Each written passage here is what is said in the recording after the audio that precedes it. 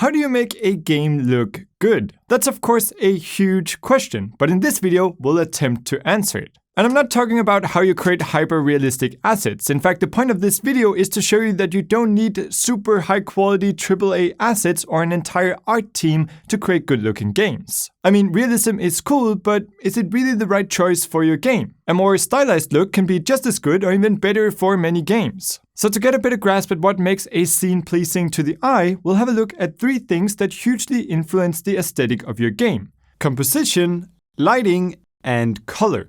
And while doing that, we'll use some simple tricks to fix up this scene and make it look a lot better. And while this scene is built for 2D, a lot of the stuff we're going to be talking about applies to 3D as well. Plus, we'll also have a quick look at lighting 3D scenes specifically later in the video.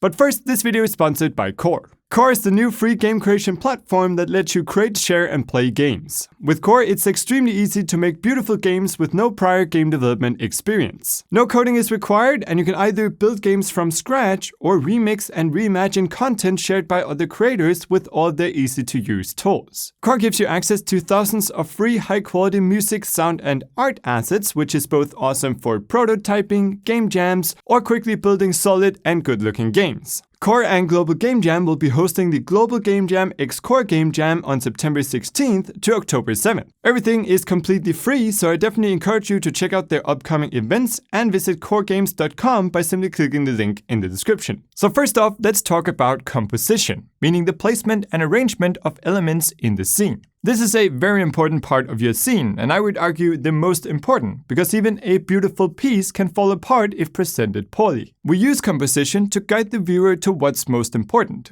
and to balance the scene, hopefully creating a pleasing image to look at. In a game, this can be used to direct the player's behavior as well, as we can use composition to draw attention to an important puzzle element or a door that will lead us to the next stage. Of course, because of the dynamic nature of video games, you can't always control where the player is looking at all times. This is especially true for first-person games. But when used for specific purposes, like important narrative moments, it can be really effective at directing the player's attention while also creating a beautiful scene. Alright, so let's try it out. So I've created this small puzzle game just using basic shapes, and it's looking, pretty bad. Besides that, it's not immediately apparent what's going on. Where is the player, and what is the goal of the level?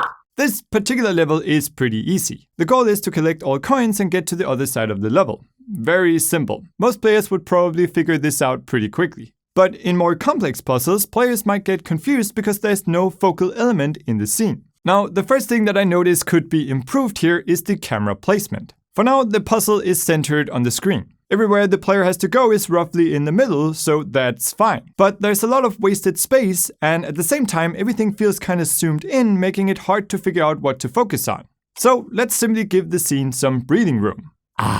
That's a lot better. Even though we just moved the camera up a bit, it feels like we zoomed out and we have a better overview of the level. Plus, now that we can see the ceiling, it's more clear that we should move horizontally, as we don't have to be concerned with what's above the player. But to be honest, my eyes are still having a hard time figuring out what to focus on. So at this point, it's a good idea to ask ourselves which part of the scene is most important and should be the thing the player sees first. In this case, I would probably say the player character. So let's try making that a focal element. Now, there's a few ways of making something a focal element. Some direct influences of focus are high contrast, saturation, size, and movement.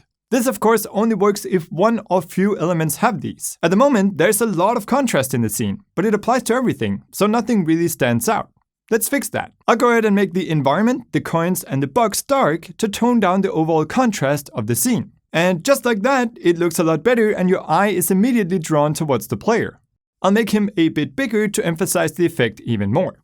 Great! Now, the key to solving the puzzle is the box in the middle, but right now it kind of fades in with the rest of the environment. Of course, we could just change its color, but I like the aesthetic with few colors. Plus, giving it a separate color would probably make the solution too easy. Instead, we will use a so-called indirect focus influencer. In other words, we can change the environment to make the box stand out. Here we could use guidelines to do this. Lines in the geometry of the scene that point in the direction of the thing we want to focus on. And after moving the camera, we got a lot of room at the top of the scene. So that's probably a good place to start. I'll fill up the empty space with some slanted ceiling pieces that point toward the box.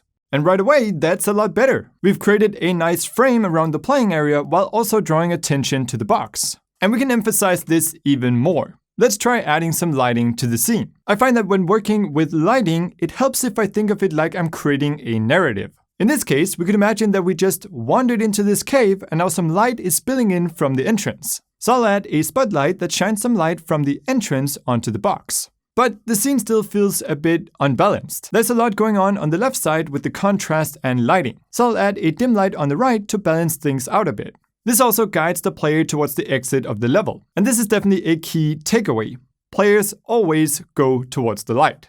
Of course, right now the coins are looking a bit off. At first glance, you might not even realize that they are coins you can pick up.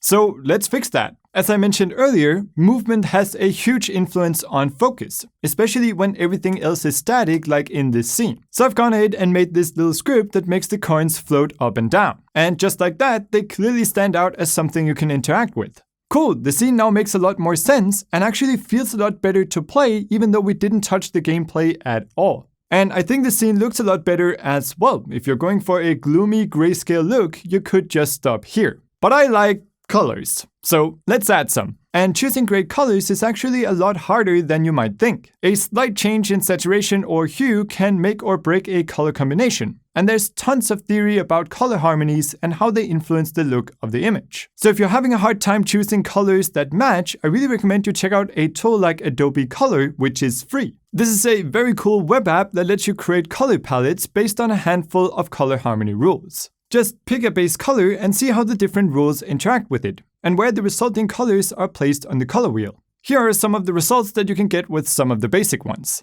The first one, Analogous, picks colors in close proximity to your base color. Using this color harmony ensures a calm palette that is easy on the eyes. I've tried a few combinations using this, but I don't really think it fit. Next up is Monochromatic. This works quite well for a minimalistic game like mine. This also creates a calm image, which means that when using this, other factors such as shape and movement becomes much more important in order to balance the image. As you can see, this works pretty well, but I want more colors, which leads us to the next one, Triad. Here you get 3 colors that are equally distanced on the wheel. This creates a strong and colorful image. It can be a bit hard to control, but when it works, it really works. Complementary is the most commonly used, because it works so well. As the name suggests, the colors complement each other, because they are on opposite sides of the color wheel, while simultaneously bringing a lot of contrast to the image.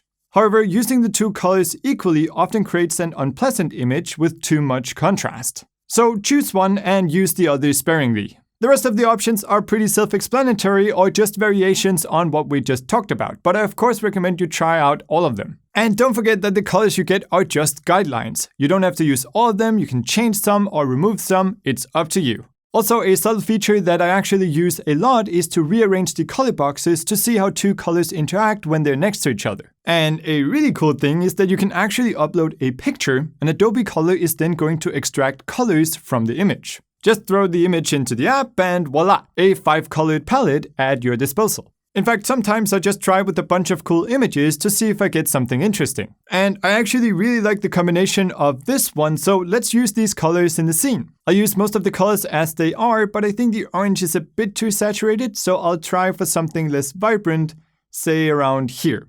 Awesome! And as expected, they look really great in the scene. Now at this point, the scene looks pretty great, but I'll just add a few more things to really make it pop. First, I'll add a vignette post-processing effect to darken the edges of the screen. This is subtle enough that most people won't notice, but it really helps tie everything together. Of course, if you want to learn more about post-processing, which can be a huge step in making a game look good, we've created an entire video on all the effects in the new post-processing stack. As always, link for that in the description. I'll also add some lights to the coins to make them glow a bit. Again, really subtle, but very effective. And I think the character movement is looking a bit stiff compared to the floaty coins. So I'll add some animation to him as well. I've made a little script that makes the player body lean towards the direction of movement. It's very simple, but it really helps the character feel more alive. I'll also add a simple jumping animation, and just like that, our character looks much better and somehow feels smoother to control, even though we didn't change the movement at all. And with that, our scene is done. And I think it looks amazing. Let's compare it to what we started with.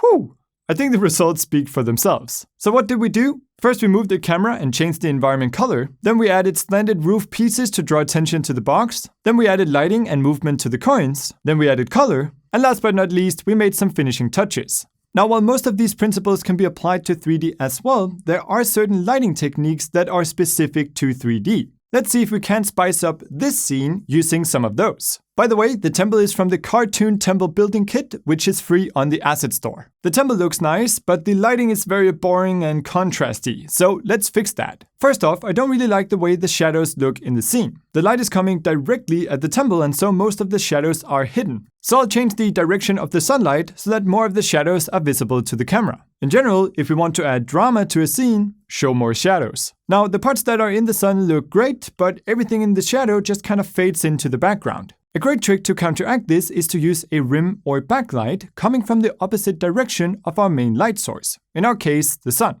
So I'll add another light with a more blue or purple tint to make our environment pop against the background. I'll also add a bit of ambient light coming from all directions to smooth out the dark parts even more. So now that our base lighting is in place, we can start to populate our scene with lights that are actually in the environment. For example, the blue symbol in the middle looks like it should be glowing, but its surroundings aren't getting any light at the moment. So let's add some.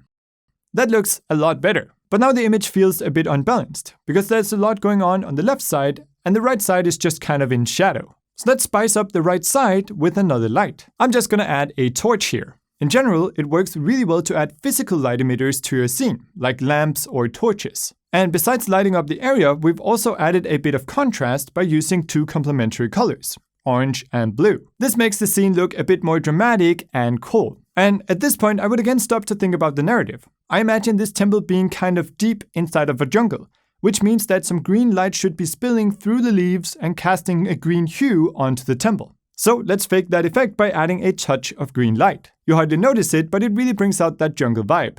And that's it! We've created a beautifully lit scene that really draws the player in and makes the environment seem more dramatic. And that's pretty much it for this video. If you enjoyed it, make sure to subscribe and ring that notification bell so you don't miss the next one. From here, I encourage you to try out some of these techniques in your own games and see how they fit. If you want to learn more about composition, colors, and lighting in 3D, I really recommend you check out Andrew Price's videos on those topics. There'll of course be a link to them in the description. Also, don't forget to check out Core. It's completely free. Just visit coregames.com or click the link in the description. On that, thanks for watching, and I will see you in the next video. Thanks to all the awesome Patreon supporters who donated in July, and a special thanks to Dante Sam, Lost to Violence Love Forever, Nifdilius, Scott McKee, Face Amerify, Replica Studios, Lou Lissette, Nobby Ninja, Jason Uritescu, Piano Sathanrak, Bobby Reynolds, Donatine Gascoigne, Marc-Antoine Girard, Jacob Sanford, Michael Korobov, Naoki Iwasaki, Gregory Pierce, Owen Cooper, The Mighty Zeus, Alison the Fierce, Erasmus, I Love Brackeys, Aw, Sirius Wolf, Fred Mastro, Hassan Scher, Storm Daniels, and Dennis Solomon. You guys rock!